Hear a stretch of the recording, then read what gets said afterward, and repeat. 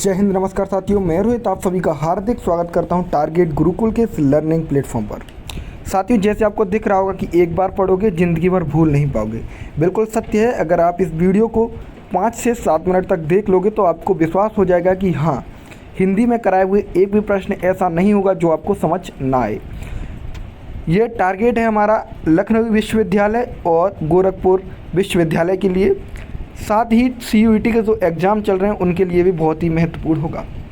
तो स्टार्ट करते हैं बिना किसी देरी के। पहला प्रश्न है, संधि कितने प्रकार की होती है। अभी लग रहा होगा ये प्रश्न बहुत सिंपल है, लेकिन प्रश्न इस प्रकार नहीं चलेगा। प्रश्न चलेगा एकदम व्याख्या के साथ। संधि कितने प्रकार की होती है। पहली बात तो यही करें कि संधि क्या होती है। तो संधि का मतलब होता है, जब आपने देखा होगा कि दो देशों के बीच संधि हुई, संधि का मतलब होता है मिलान करना। संधि का मतलब होता है उन्हें जोड़ना। तो संधि का सही मतलब होगा कि दो शब्दों को जोड़ने के बाद जो बनता है वो होता है संधि। जैसे विद्या एक हो गया प्लस आलय, यानी कि अगर इन दोनों को जोड़ देंगे तो क्या बन गया, विद्यालय, यानी विद्या के लिए घर। तो इस प्रकार होती है संधि। अब बात आती है प्रश्न की, संधि कितने प्रकार की होती है। तो संधि साथियों 3 प्रकार की होती है, स्वर, व्यंजन और विसर्ग। तो इस प्रकार इसका सही उत्तर होगा 3।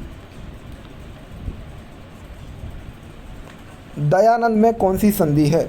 दयानंद में दया प्लस आनंद।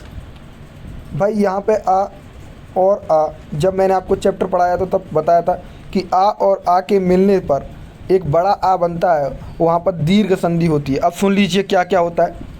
दीर्घ संधि की पहचान, आ और आ मिलने के बाद बड़ा आ मिलेगा, ई और ई मिलने के बाद बड़ी ई मिलेगी। ठीक है, ये दीर्घ संधि की पहचान है। जैसे कि आपका दयानंद, विद्यालय, ये दोनों एग्जाम्पल किसके हो जाएंगे, दीर्घ संधि की। व्यंजन संधि की बात करें तो आधा इसमें व्यंजन शब्द मिलेगा। विसर्ग संधि में आपको हलंत के 2 निशान मिलेंगे। और गुण संधि की बात करें तो ये आप लोग कमेंट बॉक्स के माध्यम से बताएंगे, क्योंकि आप लोग तो एग्ज़ाम देने के लिए जा रहे हैं तो आप लोगों की तैयारी अच्छी होनी चाहिए। अभी तक आपने टारगेट गुरुकुल के इस चैनल को सब्सक्राइब नहीं किया तो चैनल को सब्सक्राइब कर लें। अगला प्रश्न, कपीस। अभी आपको इसका उदाहरण दिया था कपीस, यानी कप धन ईश। यहाँ पर आपको सीधा सीधा दिखाई दे रहा है, ई और ई के मिलने पर बड़ी ई बनेगी। तो इसका सही उत्तर हो जाएगा दीर्घ संधि। बात करें वृद्धि संधि की और गुण संधि की, थोड़ा सा बता देते हैं। पूछा था आपसे लेकिन बता नहीं पाए आप लोग, मैं कमेंट देख रहा हूँ आप लोगों की। गुण संधि और व्यंजन संधि, वो वृद्धि संधि की बात करें, गुण संधि में आपको छोटी ए और छोटा ओ मिलेगा, जबकि वृद्धि संधि में बड़ी ए और बड़ा ओ मिलेगा। याद रखना, यानी कि सदैव का उदाहरण आएगा वृद्धि संधि के अंदर में, ठीक है, और रमेश का उदाहरण आएगा गुण संधि का। सारी चीज़ें होंगी एकदम क्लियर से। अगर आपने अभी तक मुझे टेलीग्राम पर फॉलो नहीं किया है तो टेलीग्राम पर फॉलो कर लेना, टीम रोहित तोमर। इसके अलावा इंस्टाग्राम पर भी टीम रोहित तोमर के नाम से अकाउंट है, वहाँ पर आप लोग फॉलो कर लेंगे तो आपके हर प्रश्न का उत्तर हमारी टीम द्वारा दिया जाएगा। इनमें से कौन सा उदाहरण स्वर संधि का है। पहली बात तो स्वर संधि के बारे में बता दूं। स्वर संधि 5 प्रकार की होती है, दीर्घ, गुण, यड़, अयाद, वृद्धि। ये सारी संधियाँ होती हैं स्वर संधि। अब यहाँ पर आपको एग्जाम्पल देख के समझ में आ रहा होगा कि भाई मनोहर भी तो आपने कहा था कि एक मात्रा है तो गुण संधि होती है। भाई ध्यान दो, मनोहर का जब संधि विच्छेद करेंगे तो मना प्लस हर होता है, मना प्लस हर, यानी कि जब आपने हलंत देख लिया तो संधि हो गई विसर्ग। कौन सी संधि हो गई, विसर्ग। पवन में प प्लस अन होता है, प प्लस अन होता है, तो ये भी संधि इसी की है, अयादी संधि होती है। तो अयादी संधि भी स्वर संधि का उदाहरण है, लेकिन सदैव ज़्यादा उदाहरण। तो ये दोनों होंगे सदैव प्लस या, ठीक है, सॉरी, हाँ ठीक है, पवन है इसमें, ठीक है, इसका पवन सही उत्तर होगा। पवन उदाहरण है अयादी संधि का, और संधि विच्छेद करेंगे प प्लस अन, ठीक है, याद रखना इतना। इसी में नयन, पवन, पावन, ये सारे उदाहरण किसके, अयादी संधि के। सदैव में कौन सी संधि है। तो सदैव में जो संधि है वो स्वर संधि है, और स्वर संधि में भी कौन सी संधि है, तो वृद्धि संधि है। वृद्धि संधि क्या थी, मैंने अभी आपको पहचान बताई कि यहाँ पर 2 मात्राएं आएँ या 2 ओ की मात्राएं आएँ, तो ये दोनों संधि कौन सी होंगी, स्वर में वृद्धि संधि होंगी। वृद्धि मतलब होता है बड़ा, ठीक है। अच्छा, कोई दिक्कत नहीं होगी। पवित्र, पवित्र का भी उदाहरण दिया कि वा बीच में आए या आए, तो ये सारी संधि होंगी अयादि संधि। तो पवित्र में देखो वा बीच में आ रहा है पवित्र में, तो इसका सही उत्तर है अयादि संधि। पहचान याद कर लीजिए। अगर आपको ये वीडियो पसंद आ रहा है तो जो लाइक का बटन है उसे दबा दीजिए, ठीक है। अगला प्रश्न, इत्यादि, इति प्लस आदि, और यहाँ पर आपको आधा अक्षर दिख गया तो आधा अक्षर दिख रहा है तो इति प्लस आदि, तो ये हो गया इत्यादि। इसमें जो संधि है वो यण संधि है। यण संधि भी उदाहरण किसका है? स्वर संधि का। स्वर संधि का ही उदाहरण है यण संधि। जहाँ पर आधे अक्षर आते हैं ता और या के साथ में, वो यण संधि होती है। इतना भी एक ट्रिक सी मान लो इसको भी। अगर आप लोग ये PDF डाउनलोड करना चाहते हैं तो टारगेट गुरुकुल का जो लर्निंग ऐप है वहाँ से इस PDF को डाउनलोड कर पाएंगे, नहीं तो जो डिस्क्रिप्शन बॉक्स में व्हाट्सअप नंबर दिया है वहाँ से बातचीत कर कर आप लोग ये PDF ले पाएंगे। निश्चल, निश्चल याद रखिए, निश्चल में आपकी संधि है विसर्ग। यहाँ पर होगा नि प्लस चल, यानी याद रखना अधिकतर जो सा बीच में आता है उसमें विसर्ग संधि होती है और इसमें विसर्ग संधि है। विसर्ग संधि पहचानने की एक ही ट्रिक है, यहाँ पर दो आपको विसर्ग मिलेंगे साथियों। एक वहाँ, ठीक है चलो आगे चलते हैं। दिगंबर में कौन सी संधि है? दिगंबर में संधि पूछ रहा है, दिक प्लस अंबर होता है।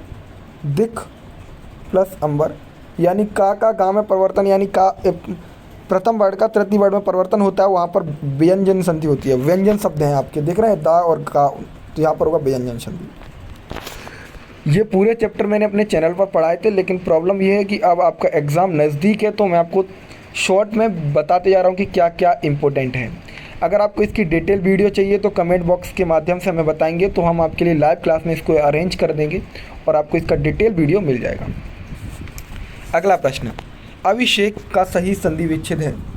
अभिषेक का, आधे से ज़्यादा लोग कंफ्यूज होंगे। अभिषेक का सादिक के, इसमें सादिक के ये वाला हो सकता है, लेकिन गलत है। ये वाला सा आता है श, ये सा आता है अभिषेक में, ठीक है। कुछ चीज़ें याद करनी होंगी, वो आप लोग याद कर लेंगे। महेश, महेश का कौन सा संधि विच्छेद है? मैंने आपको पहले बताया कि छोटी ए की मात्रा हो, छोटे ओ की मात्रा हो, वहाँ पर जो संधि होगी वो आपकी गुण स्वर संधि होगी, तो गुण स्वर संधि इसमें उदाहरण हो जाएगा। अगर यहाँ पर दो मात्रा होती तो वृद्धि होती, दीर्घ का आपको पता है आ और ई। विसर्ग का आपको बता दिया दो हलंत मिलेंगे। अब बताओ कोई पहचान में दिक्कत नहीं होगी मुझे लग रहा है। अगर फिर भी कोई दिक्कत होती है तो आप लोग हमें बताएंगे। और ये है सब्सक्राइब का बटन, जिसके माध्यम से आप लोग हमसे जुड़ सकते हैं, हमारे परिवार का हिस्सा बन सकते हैं और हर छोटी बड़ी अपडेट के लिए जुड़े रहेंगे हमसे। महोदया, अब महोदया का सही उत्तर आ गया, तो महा प्लस उदय, क्योंकि जब आ और ऊ मिलते हैं तो छोटे ओ की मात्रा बनती है। और ये उदाहरण किस संधि का है? तो इस संधि का उदाहरण है आपका गुण स्वर संधि का, ठीक है। तो याद रखना आ और ऊ के मिलने से, अगर यहाँ पर बड़ा आ और बड़ा ऊ मिलेगा तो वृद्धि संधि का बनेगा उदाहरण, ठीक है। स्वागत सबसे इम्पोर्टेंट संधि है, इसका याद रखना। स्वागत ऐसे लिखा जाता है शु प्लस आगत, और इसका सही संधि विच्छेद है स्वर संधि, और ये उदाहरण है आपका यण संधि का, ठीक है। साथियों, अगर आपको कोई भी समस्या परेशानी है तो जो कमेंट बॉक्स है उसके माध्यम से बता सकते हैं। इंस्टाग्राम पर, टेलीग्राम पर आप अपनी समस्या पूछ सकते हैं। एग्ज़ाम में कोई भी डाउट लेकर नहीं जाना है, और जितना भी आपको टारगेट गुरुकुल फैमिली ने पढ़ाया है शायद उससे ज़्यादा कुछ नहीं पूछा जाएगा, क्योंकि सारे ही एग्ज़ाम ओरिएंटेड क्लासेस दी जा रही हैं आपको। अगला प्रश्न, ग्रीस का सही संधि विच्छेद होगा।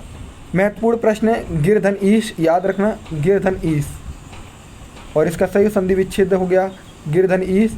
और इसमें सही अगर आपसे संधि पूछता है तो यहाँ पर बड़ी ई की मात्रा दिख रही तो दीर्घ स्वर संधि होगी।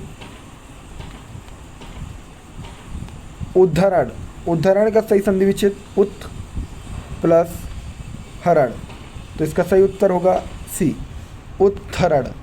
ये संधि आपकी जो दिख रही है आपको, ये संधि है आपकी व्यंजन संधि। यशोदा इम्पोर्टेंट संधि है। यशोदा, यशोदा में यशा प्लस अदा होता है, सॉरी ऐसे नहीं लिखा जाएगा, ऐसे लिखा जाएगा यशा प्लस अदा। यहाँ पर यशोदा आ रहा है तो विसर्ग स्वर संधि याद रखना, ये इसका सही उत्तर होगा। अब अगले प्रश्न की ओर चलते हैं। नमस्ते, इसका सही जब हम बनाएंगे इसको संधि तो नमस्ते हो जाएगा। नमा दंते लिखा है तो इसको जब विसर्ग हटाते हैं तो सा लगता है नमस्ते। और जब आपको पता चल गया दो हलंत लगाए तो कौन सा संधि होगी? सॉरी विसर्ग संधि होगी। कौन सी संधि होगी? विसर्ग संधि होगी। मेरे अकॉर्डिंग अब आपको कोई परेशानी नहीं होगी। मैंने सारी चीज़ आपको बता दी कि स्वर संधि के 5 प्रकार होते हैं हिंदी में, संस्कृत में 6 प्रकार होते हैं, ठीक है। इसके अलावा विसर्ग संधि, व्यंजन संधि के बारे में भी काफ़ी उदाहरण करा दिए हैं। अगले प्रश्न की ओर चलते हैं। अगला प्रश्न आपसे अगर देखो पूछ लेता है, जो महत्वपूर्ण प्रश्न है वो कौन कौन से हो सकते हैं। आपसे पूछ सकता है कि वृद्धि संधि का कोई उदाहरण देगा, आपसे पूछ ले, जैसे कि महोदय पूछा था, तो यहाँ पर आ देख के आपने बता दी गुण संधि है, लेकिन महोषधि पूछ लेता या फिर महोदया पूछ लेता, तो ये सारे उदाहरण गुण के बनते। महर्षि किसका उदाहरण है आप लोग बताएंगे? महर्षि, ये प्रश्न आप लोगों के लिए है। आप मुझे कमेंट बॉक्स के माध्यम से बताएंगे कि महर्षि किसका उदाहरण है।